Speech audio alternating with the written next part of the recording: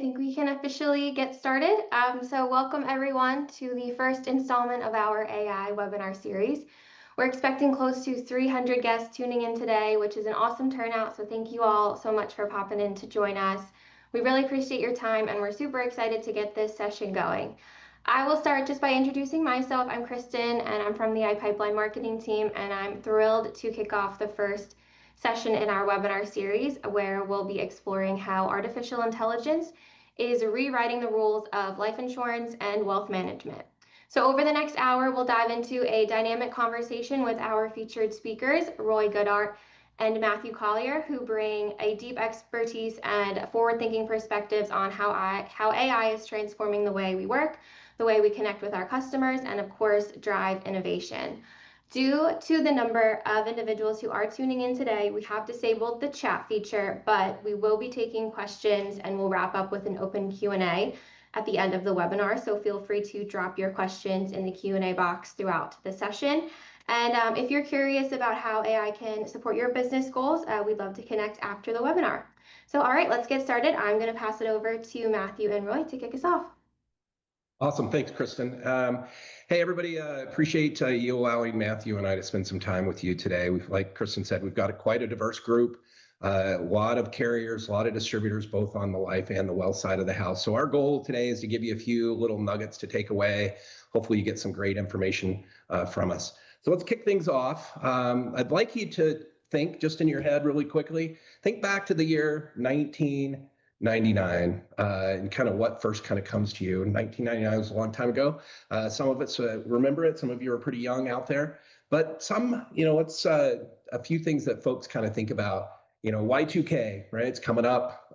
You're worried about the calendar turning to zero. Your bank account's not going to be there. Your power's not going to be on. Maybe you're thinking about the internet revolution, all the really cool innovations and the things that kind of happened along that time. Or if you're a sports fan, the Broncos actually won the Super Bowl that year. Or if you're like me, party like it's 1999, like the music of the 90s for it. But I can almost guarantee you that no one on this call thought about these guys, Blockbuster. Blockbuster in 1999 was the king of the hill. They were original Netflix and chill that was out there. You think about Blockbuster, Friday, Saturday nights come rolling along. You and your friends roll into one of those places.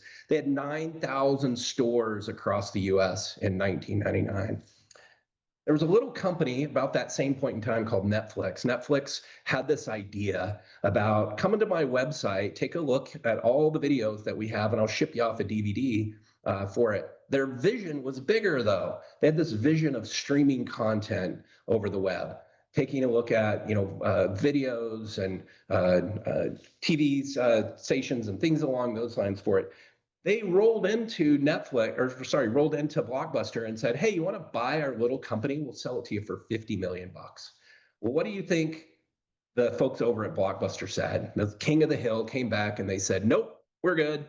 We don't believe that people will buy or rent or anything from the internet like what we're doing here. We don't believe in your business model. Well, let's fast forward to today. Blockbuster out of business, right? Out of those 9,000 stores, there's not a single one left in North America. Netflix, as of last week, their valuation was $525 billion. Far cry off of that 50 million that they were offered for it that was there. And Netflix was really one of the early adopters of AI. You think about when you come in and you watch one of those TV shows or you watch a movie, at the end of it, you get a little thumbs up, thumbs down, do I like it or not? And it starts making recommendation for shows that you would like.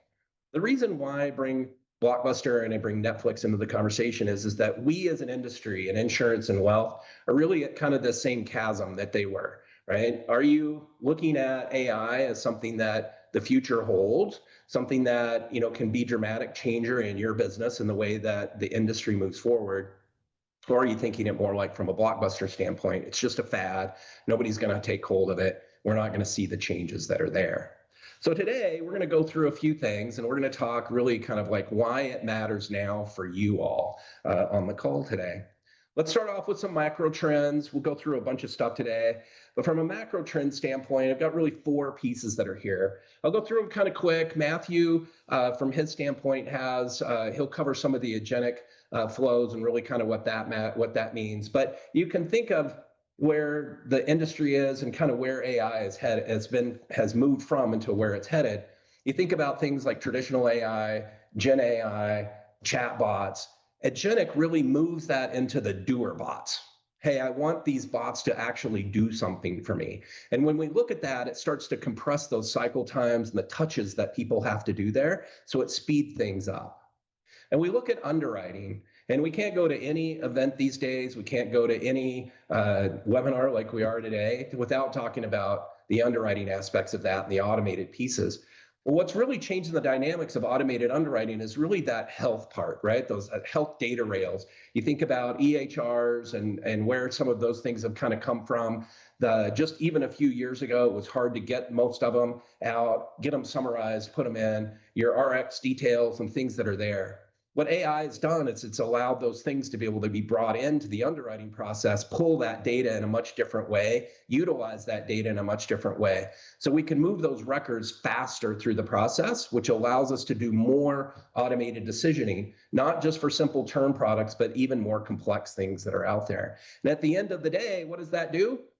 It gets us higher placement ratios. And that's really what we're all about, right? How do we bring more business in the door and how do we get those things placed in a faster, easier way?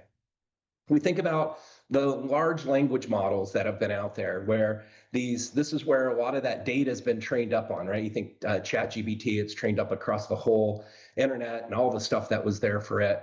Well, those things bog things down, right? When we start to look at our business and our models and the things that we want to do, they're very specific through there. So the trends now are moving to more small language models, and that allows organizations like vendors like Pipeline or carriers and other folks that are out there to bring these pieces into our learning models and our environments. So we have better residency of that control through there. It gives us better governance. It gives us better security. At the end of the day, too, it helps us with speed, right? So instead of banging across all those big language models that are out there, we're really banging across the smaller ones that help us for that. And then it helps lower our costs. Any of you out there that's working on AI models or anything that you're doing there, you know that at the end of the day, when you wake up, you're like, oh my, that's cost me a lot more than I thought it was. These small language models help us lower some of those unit costs that are associated with it. And then we think about deep fakes and the frauds that are out there. This is really things that are going to start to impact our business. You can't go to any social media site today without seeing some, I don't know, politician, for an example, that's there. Or is it really that politician that you're looking at? Or is it really them actually saying those things that are there? You can go pick up a piece of software off the internet today for 99 bucks, and you can pretty much bring anybody into it, and you can take their voice and make it sound like them for it. So we have to think about that, and the trends for our industry are starting to look at that. You know, how do we protect ourselves from those ID attacks that are kind of moving along through there? How do we make sure that the individual we're talking to is the right one? When we go to get a voice signature, it's the right person that's there. And at the end of the day, when we have to do claim payouts or commissions and the things that are there, are we paying the right folks at the end of the day? So just a few trends that we kind of see, we're hearing across the space that's for it. Let's talk about customer expectations for a minute. We're going to talk about three subsets of customers: carriers, distributors, and your agents and advisors that are out in the field through there. Kind of depends on who you are and kind of who your customers might be. But from a carrier standpoint, the things that carriers are expecting is from vendors like us and even internally, how to build kind of that Amazon-y-like experience through there. Your policyholders are expecting it, right? They don't want to do things where they have to wait weeks now. They want things in minutes or hours versus that. They don't want to do things in paper much anymore through there. So how do we change the dynamics of that? AI helps us support that as we bring people into the mix. It's the know me aspect of it, you know, the personalization aspects of it. It allows me to do one-click buys, one conversation buys through there. And how do we move things in from a pure sales aspect into the conversational aspect from it? And then we think about the agents and the advisors that are out there from a carrier's expectation, the tools that you need to deliver and the things that you expect from your partners out there are allowing agents to kind of self-serve themselves more. So how do we bring in some of those chatbots? How do we bring in some of the agentic components in there, those doer bot pieces that are there? We've got a lot of agents in our community that sell one life insurance app or one annuity every year. They need help inside of that without having to call a bunch of people to get those things done. So how do we speed those things up through some of the tools that AI can support there? And then the last one, we're all about digital first in our industry. Pretty much everybody's trying to get there in one form or fashion or another. Some are faster than the others. But really what AI is doing, it's redefining that.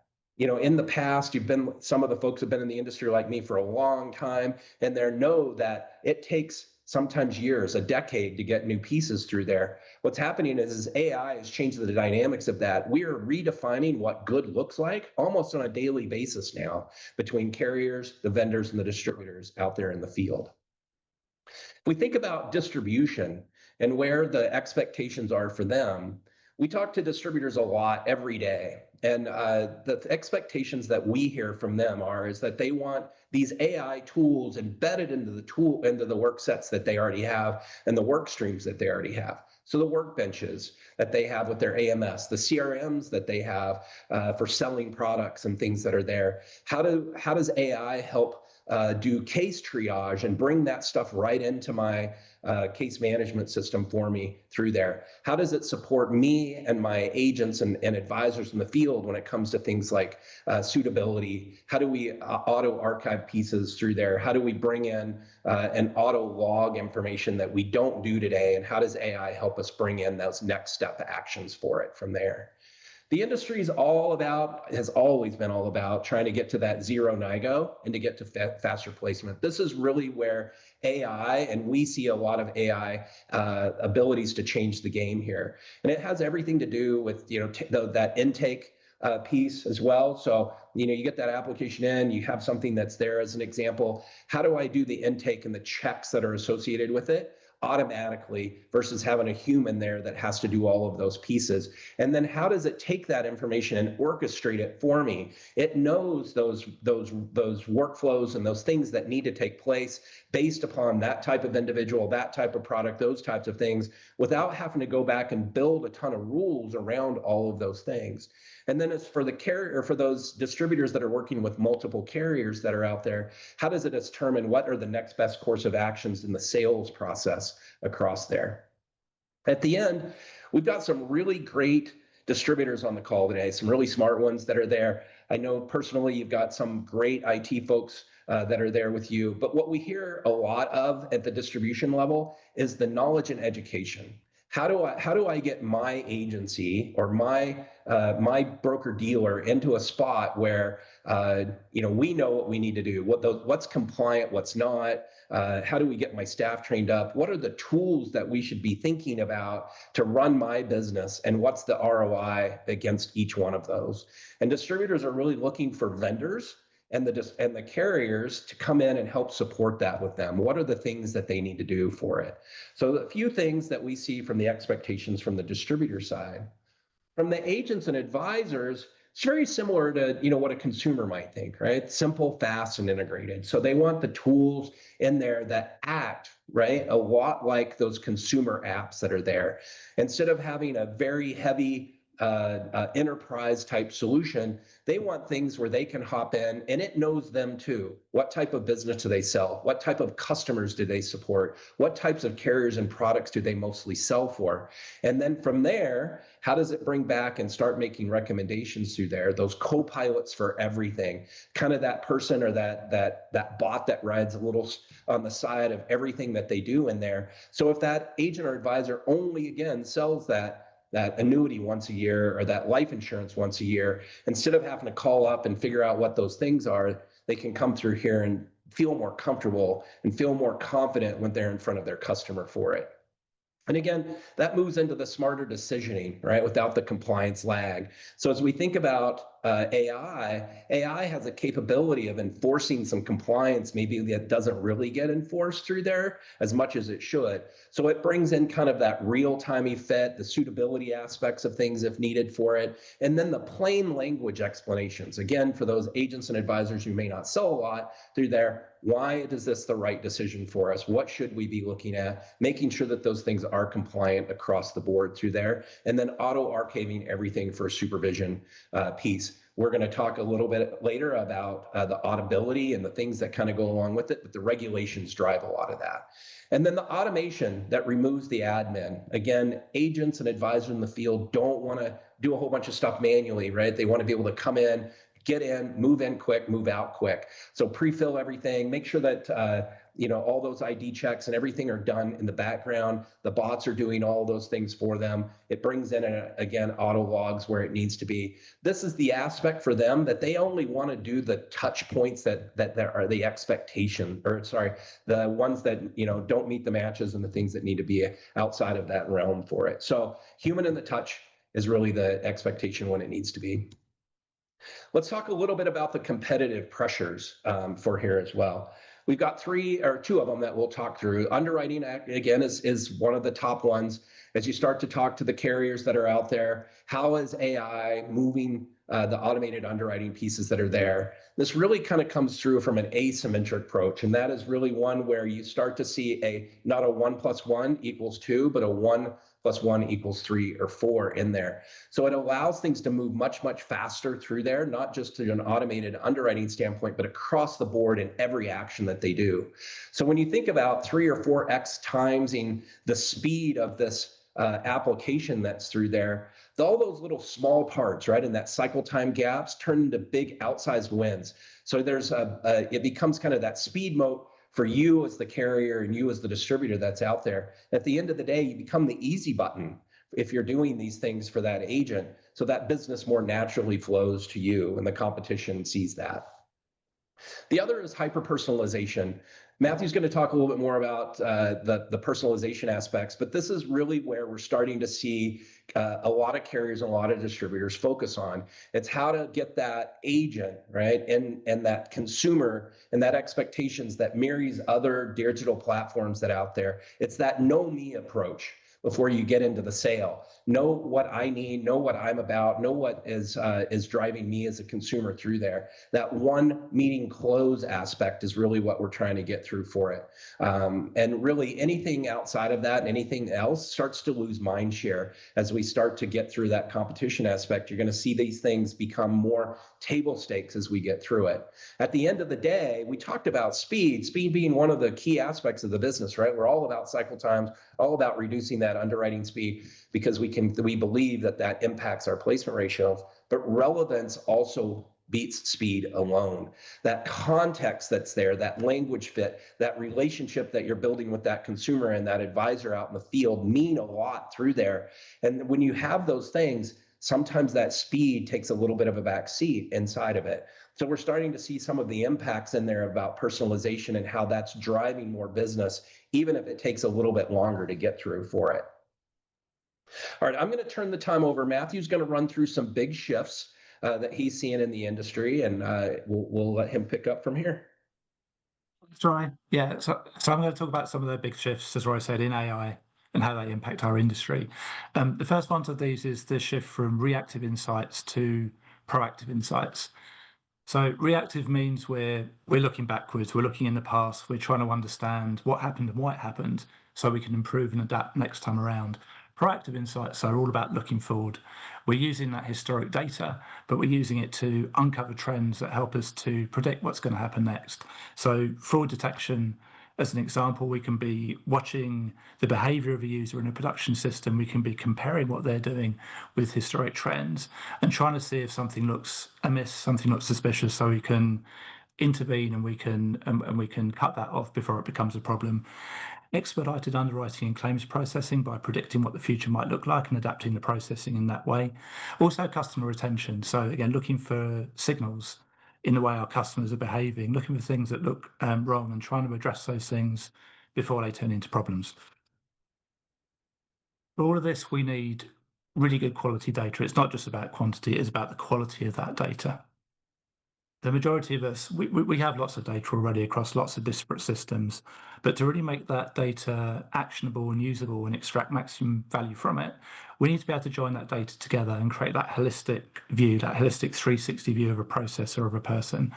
We're probably going to have gaps in our data as well. So if you think of like an EAP process that flows from a vendor to a carrier, back to a vendor, maybe to a third party, and each person in that transaction is only going to see a part of the overall whole. So where we see gaps in our data, we need to try and plug those gaps, augment what we hold with data from third parties, data from partners, additional data like health data as well, anything that's going to help us enrich the view we have of a person, of an individual, both to provide richer insights, but also to power that personalization that Roy spoke about. And I'll talk a bit more about in a little bit. We also need to watch for bias in our data, and it might be naturally there in the data we capture if maybe a certain market segment is underrepresented in our business. But if there is bias in our data, it will absolutely be amplified when we move it into an AI model. So we need to be very, very careful of that. There are tools that can help us to analyze data and identify bias. Also, data that can help us to correct bias if it's there in that original data set. But really, really critical we do so we can trust those insights that are coming out. And that really leads to the next point. How do you trust? How do you trust what these AI insights are telling you if we are trusting them to predict the future for us? We've probably all seen from things like ChatGPT hallucinations, right? You ask it a question, it gives you an answer. Sounds really plausible, really well written, but actually as you dig into it a little bit more, some of the information might be incorrect. Prompt manipulation as well is a real risk. AI systems are vulnerable to users trying to game the system or manipulate the system. Prompt injection is listed as the number one generative AI risk today, and that means people asking questions in a way that's trying to get the AI to reveal something or respond in a way that it shouldn't. We want AI to be explainable as well. When it presents us with a decision or with an answer, we need to understand how it's arrived at that conclusion, and the transparency and the bias we spoke about before. So we need guardrails in place to protect us against those things. And there's a mix of ways we can approach that. Technology is one. We can wrap technology guardrails around an entire AI interaction between user and an AI system. And we can use that to monitor for things like hallucinations, but also topics where maybe we don't want an AI to answer. If you think of financial advice as a good example, we would never want a chatbot to give financial advice to a user that we could be held liable for. So a technology guardrail could be monitoring for that in real time. And if it sees something that looks like financial advice or something that looks like a hallucination outside the context of the discussion, it can cut off that conversation before that bad or misleading information reaches the user. We need humans in the loop as well, routinely for things like approvals, just like we would have today internally for human processes. We want human oversight and human government over the things that AI is doing. But we need humans there for escalations as well. It may be that an AI conversation naturally reaches an endpoint and we want to hand over to a human to carry on that conversation. But it needs to all happen in a seamless way for the end user so that human AI interaction is a seamless experience. And above all, we need metrics for all of these things. It's the way we test, the way we ensure the quality of AI systems can be really different from the way we do historically, because the answer isn't as black and white or as clear as it has been in the past. There are lots of shades of grey. If you get an answer from an AI system, it's not just about the accuracy, but also the tone of voice, the conciseness of the message, the completeness of the message. So we need new ways to test and new ways to evaluate, but we do need metrics so we can see the improvement of the system over time and so that we can monitor and make sure we're not getting degradation over time. The next shift we're seeing is away from this idea of one size fits all. So Roy was talking about personalization and mentioned Netflix and mentioned Amazon. With Amazon and Netflix, everything is tailored to the individual. When I log in, I see things that are meant for me. And this happens in the platform as you start to interact with the platform and the platform starts to find out a little bit more about you. Maybe in the beginning, we know where you live, we know your age, maybe we know your occupation. Already with those small amounts of data that we hold and understand, we can start to drive and tailor the process towards you as an individual. But really, this is only the beginning, and this is something that is fairly widespread already. The shift is towards hyper-personalization. And hyper-personalization means that type of user or class of user resolves into an individual. It's actually a person, and the tailoring becomes much more geared towards that person as an individual. So what can that look like? That could be personalized product recommendations. Again, much like the Amazon experience or the Netflix experience, I'm seeing things that are relevant to me based on my needs, also based on my needs at that particular time as well, because people's needs can change over time. We have processes that adapt to the user. My needs are really different to my children's needs when it comes to like what I would expect in the app process to look like. So if we want that maximum engagement and we're really trying to boost conversion, having a process that speaks to me as an individual, that is as streamlined as possible, again, using AI to predict what my outcome might look like. So we're only asking the things that we absolutely need to ask in order to drive that person forward, knowing that we can reach out later on for additional information as needed is going to be really key to boosting conversion and proactive nudges as well. People's needs change over time. Get married, have children, somebody goes to college. If we're able to reach out in response to those life events with an offer that really represents that changing need, that can be really key. So again, that really rich data set we're trying to build at the beginning, plugging in gaps in our data, pulling in third-party data, trying to build a really rich picture of that person as an individual means that we are presenting with the right offer at the right time. And then there's the engagement piece. How do we present that message? And it really is the right message at the right time in the right channel. And AI can help us with all of these things. AI can help us to craft a very individualized message towards a person. AI can also help us to pick the right time. That could be life events. It could be reaching out at a key point in somebody's life. But it could also be personal preference as well. Do you prefer to be communicated to in the evenings or at the weekends or during the day? By mining the data and looking at what we hold, we can figure out what the right time is to engage when we're most likely to get that person's attention and most likely to get that engagement, and the right channel as well. I prefer email over phone messages most of the time, but the message is important as well. If it's urgent, then maybe SMS is a more appropriate format. So again, looking at all of those different dimensions, the person, the individual preference, the type of message, looking back at the past, all those previous experiences we have, we can predict what is going to be the right way to engage that user to really get the right level of engagement or maximum level of engagement. The third shift is towards automation and smarter processes. So AI has been with us a while, and generative AI a little bit newer. So think of like the chat GPTs that came a little while ago, and you can interact with those in a conversational way. They give you an answer. But where we are now is really around agentic AI. And agentic AI is different because it can take actions. It's not just conversing with you, it can act. And if you think anything that is slow, manual, repetitive, those are really great candidates for AI automation. And agents can act autonomously as well. They don't need human intervention to trigger. They can be triggered by certain points in conversations. They could be triggered by an email landing in an inbox or a case landing in a case queue.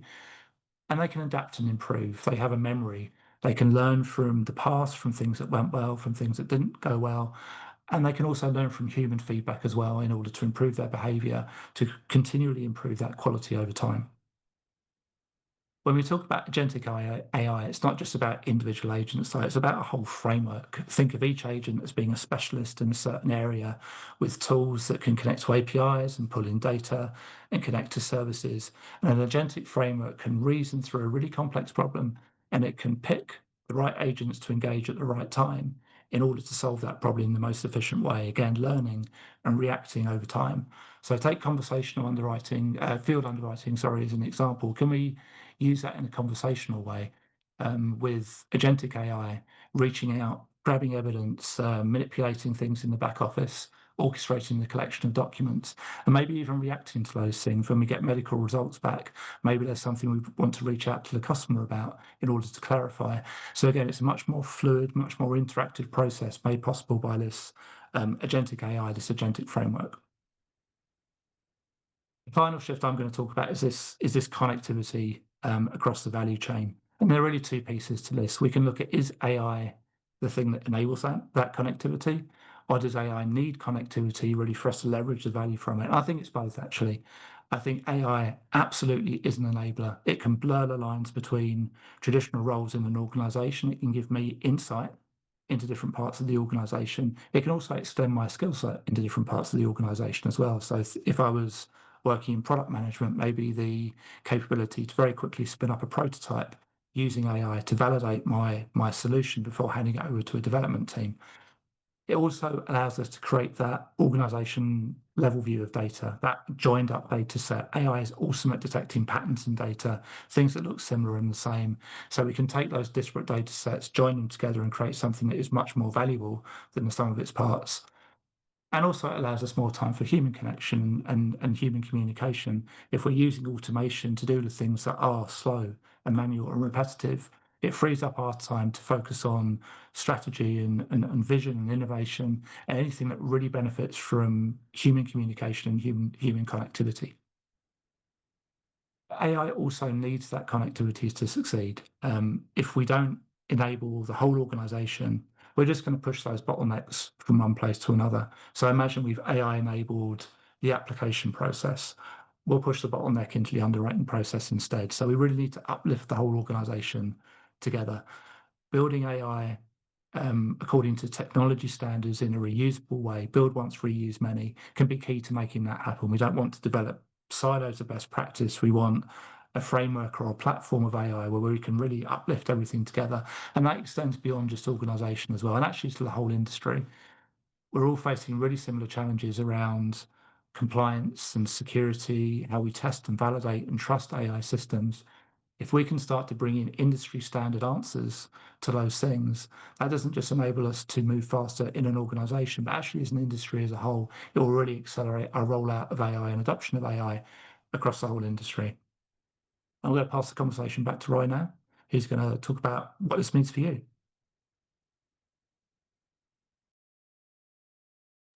Sorry, I was on mute there.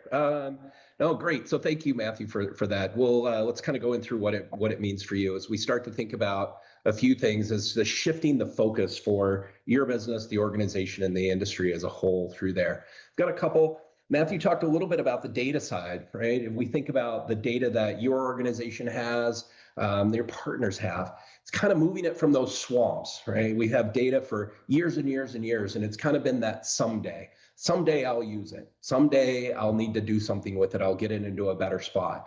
What we really need to do is focus on moving that data into a productized state. So how do we treat data as a product rather than just an outlier that's there? And no matter where you are, who you are, where you are in your journey, you need to start thinking about those internal SLAs. So how do we make sure that we've got the governance in place for us and any partners that we work with that are out there? What policies are we setting up? How do we look at that data from a distribution standpoint, internally and externally, right? So as we start to think about how we're going to utilize it and share that data, through there, as we think about the data, getting it into this in this productized state is really what we need before we get to the AI side. That bad data means bad AI, good data means good AI through there. So that things need to be able to be attached to those. From our standpoint, from an impact side, again, the accuracy and the stability along those lines. We have different use cases for data all over the place. If you think about an e-app as an example, how does that data and that AI move things into fewer NIGOs through there? How do you reduce the rework of those things? We spoke a little bit about the regulations and the Fed groups that are out there and kind of the ability to do those audits through there. So making sure that as that data gets into a productized state, it becomes in a spot where you can do those things easier. And then from the end of it, you can move things into a faster change approval process for it as well. As we think about moving things from checkbox governance to a living AI management system. So today we've got a lot of governance in place that just says, hey, I do this or I do that through there. Let's check the box and get that in there. This living kind of AI management system is really where you can start building all of those pieces so that way it can continue to grow and develop and move forward through there so you can share that information. It's where all your inventory of that AI goes. It's where your risk ratings kind of manage and that scoring and the things that you need to do that stand that pieces up for it. How do you manage, right, those incidences, those vendor oversight pieces that are there for it? These things are really important, again, from the auditing standpoint, but the faster go live approvals are a really big one. If you start to line these things up and they start to be in a shareable state in a much faster way, And what it does is it allows you to go to your partners and say, these are what the things that we're doing. We want to work in combination with you. If you're a vendor working with a carrier, distributor working with a carrier, carriers have now these big AI governance bodies that are within inside of the organization. What can you do? What can you not do? How do those things work? How does it support certain pieces from a compliance and legal standpoint? All of these things, moving it from a check the box piece to more of a living side helps us get through those things much faster through it. And again, it helps you build those controls to standardize across your internal and your vendor pieces that are there, and then manage any incidences that you may have that come across there. The third and last one is really moving from the pilots to the platform. You can talk to anybody today, whether you're a distributor or a carrier or a vendor like us. Everybody has POCs that they're doing with some type of AI today. They're great because it gets you in, it gets you thinking about it, gets you moving fast through it. What happens is that we need to move from kind of those scattered components, those scattered POCs that are out there, and moving into more of a reusable state, that platform. As we think about those AI pieces that we're doing, what feature stores can we put together? What prompt libraries can we manage that are associated with it? What's the framework so I can reuse these things more and more? Because as you start to roll out AI, what you'll start to see is, hey, that was a great thing that we did there. I could take that, change it a little bit, and go into another use case and build something in there. As we do that, that build once, reuse many capacity, it gets us to that faster state inside of what you're trying to do, and it gets you to a faster state in your goal. So that right now, really trying to move that platform to where you can get 40 to 60% of what you're doing to be reused inside of it. That helps us from a bunch of different ways, but one of the biggest, again, is how do we lower some of our infrastructure costs, and how do we lower some of that per use case cost that's associated with it too. So as you build those reusable parts that are there, you're going to see your AI pieces dramatically explode, and you can utilize them much faster than you do today. We get asked all the time about some AI adoption strategies. What should we do? What could we do? How can we think about it? There are a bunch of different adoption strategies. It's going to really depend on where you are inside of your own journey that's there. I love this little cartoon over to the side because it reminds me I have brought to market a lot of first generation type things. It takes a long time for technology in our space to get adopted. But AI is changing very, very quickly, and people are adopting it all over the place today. So there's 4 that you can kind of think about. I just kind of threw them in here. It's an outcome-led journey. This is great because you can kind of pick a few things and you can move really fast. So I want to take 2 or 3 ideas. I want to run those through, make those provable wins that are there. And what that does is it helps build trust and belief in your organization that you can actually do some things around AI. And it helps you also to look at your budgets. Hey, am I spending more than I thought I would? What's that really look like? How can I draw some of that back if I need to from it? The second one is kind of that co-pilot led, right? That in workflow assistant, that side of there. These are great if you can do these pieces. The co-pilots are nice because you get high adoption through it. It's the least, it messes up the least of your process, right? It doesn't have to bring in a lot of things through it, but it has high impact and high instant productivity changes for you and your teams and the folks that you work with that are out there. The agentic automation, that work, right? That work bot, not that chat bot, the things that Matthew was talking about. Why adoption of this and how you can make a change there, and why it's great is because it's really visible, right? It changes the time aspects that you can see really quickly through there. Hey, what am I shortening on my time that I'm spending on these things? It reduces that touch points in all of the areas that you employ these things on. This is where your agents and the people in the field, right, those advisors and others feel the speed immediately. The great part about this is, just like Matthew said, is it scales for those edge cases that are out there. So you build it and it's easy to kind of continue to grow out and broaden over time through there. And the last one is just what we talked about before. It's that platform-led strategy. It's the build once, use many areas of it. It fixes a lot of those economics that you would maybe see in some of these others that are there. It avoids all those one-offy type builds that you might think about that you need to do there, and that those reuse cases support that. And it dramatically changes the speed of your delivery that's there. So just a few AI adoption pieces that you can think about and some areas that you might want to consider. And it really depends, again, on where you are in your own AI journey, right? Where your organization fits and what you all are doing today. So think about positioning your business and your organization for the future.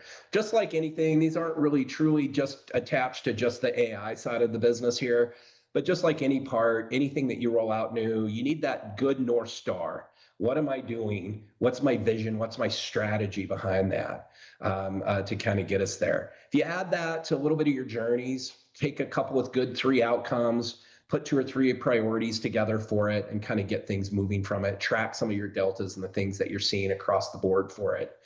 The other is again, make sure that your data is in a good spot. Make sure that you got the consents that you need for it.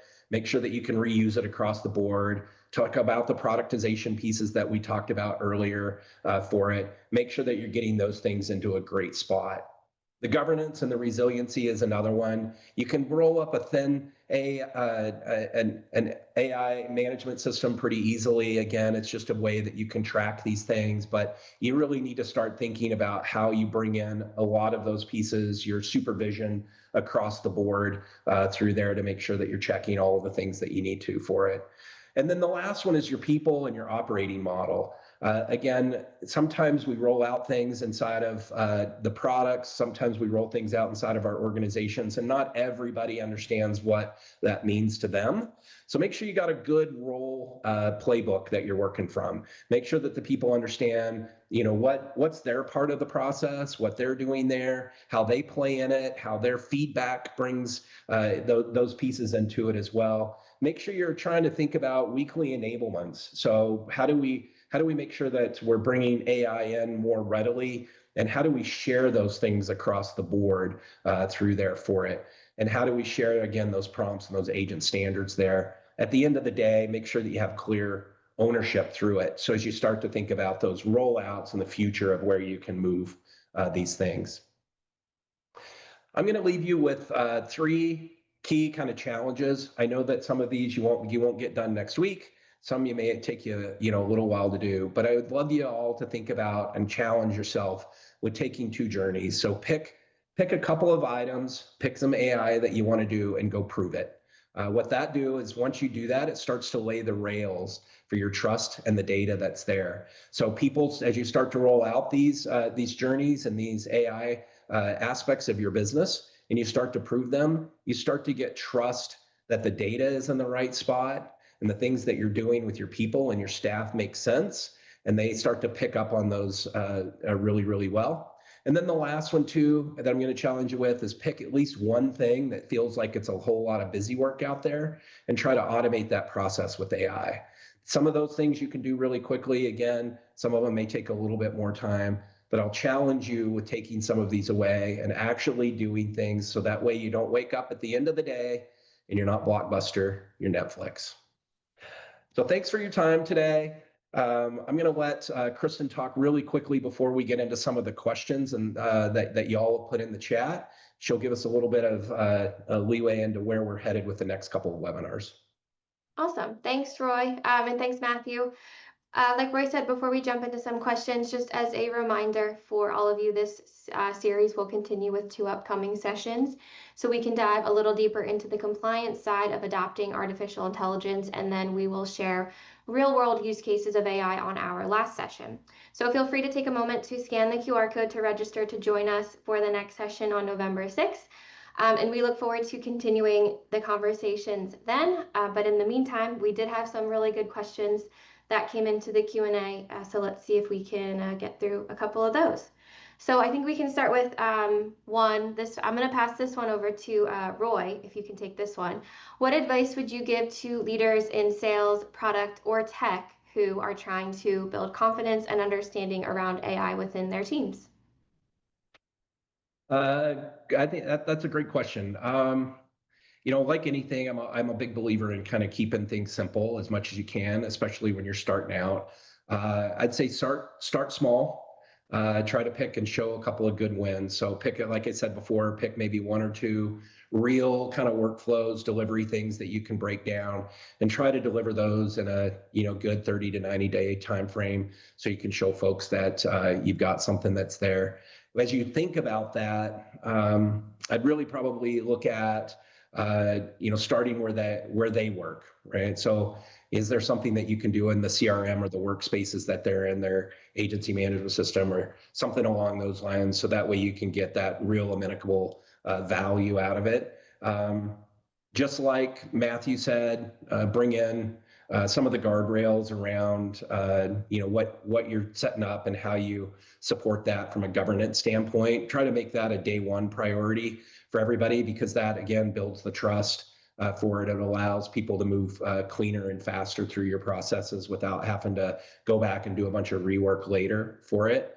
I'd say teach, right? So teach by doing. So kind of as you start to roll these things out, do kind of 15-minute every week. Hey, here's what we're doing. Here's what it looks like. Show the demos versus PowerPoint slides or things along those lines, so people can see real actions for it. And then at the end of the day, if you really want to make the needle move, make sure you're tracking a few things. I'd say the speed is certainly one. How fast are you delivering on these things? The quality of it, is the data good? And the things that we're delivering, are they the quality that you're expecting out of it?